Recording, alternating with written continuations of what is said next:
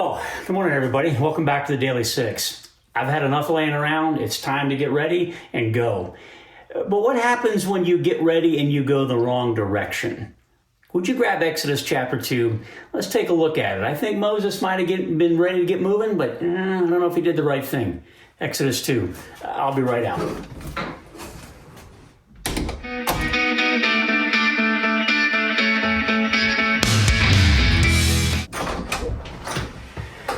So have you ever taken things in your own hands? Like when you think God hasn't done enough to fulfill his promise, that he said he was going to do something, and well, you wonder, where is he? So pretty easy to end up taking matters in your own hands, which I think is what we're going to discover that Moses did in Exodus chapter 2. Do you have it open?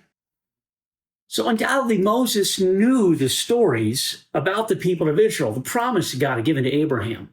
Maybe he even knew that God had spoken to Abraham a long time ago, 400 years ago, that God had even shown Abraham that your people are going to be enslaved in Egypt for 400 years. But Moses didn't really live in the context of that slavery. He lived in a house of privilege, spared by the mercy of Pharaoh's daughter and the hand of God. He had been rescued from that position of slavery and grew up in Pharaoh's household, in a position of incredible privilege, incredible access, an incredibly wonderful life. And yet, he had some kind of identification with the people of Israel. He saw them as his own people. One day, he sees the oppression of his people, and he begins to take matters into his own hands. Let's look at it together in Exodus chapter 2.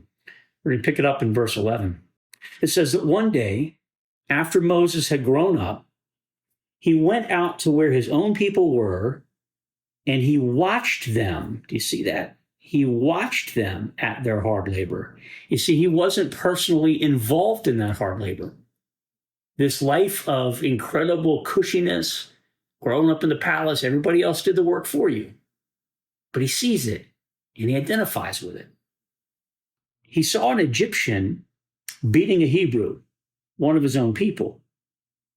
So glancing this way and that and seeing no one, he killed the Egyptian and he hid him or buried him in the sand.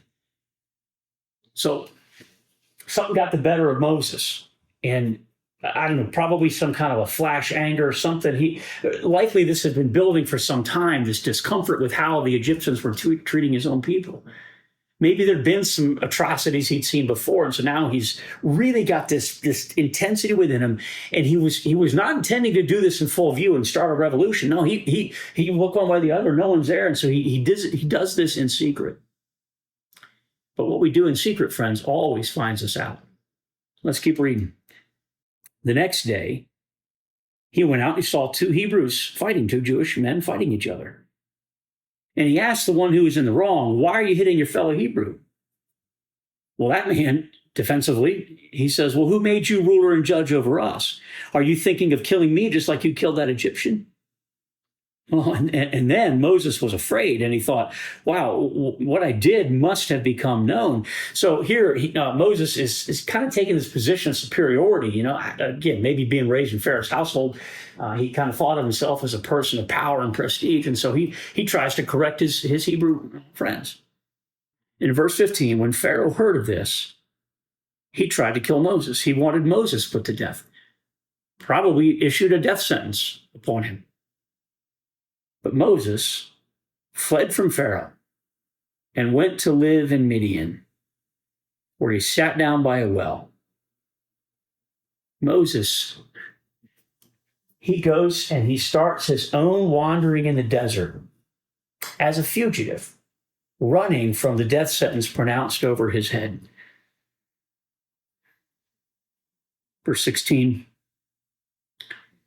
Now, a priest of Midian had 7 daughters. They came to draw water and fill troughs to water their father's flock. Some shepherds came along and drove them away, but Moses got up and came to their rescue and watered their flock. When the girls returned to Reuel, their father, he asked them, "Why have you returned so early today?" And they said, "Well, an Egyptian," he was perceived as an Egyptian, right? "An Egyptian rescued us from the shepherds. He even drew water for us, water the flock." "Well, where is he?" he asked his daughters. "And why'd you leave him there? Invite him to come home to eat."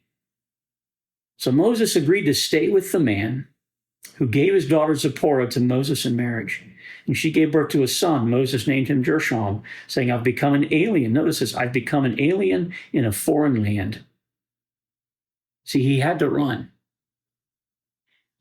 God had ordained that Moses would be about leading his people, Israel, free. But he made matters worse, and he pushed himself into a wandering season because he stepped ahead of God.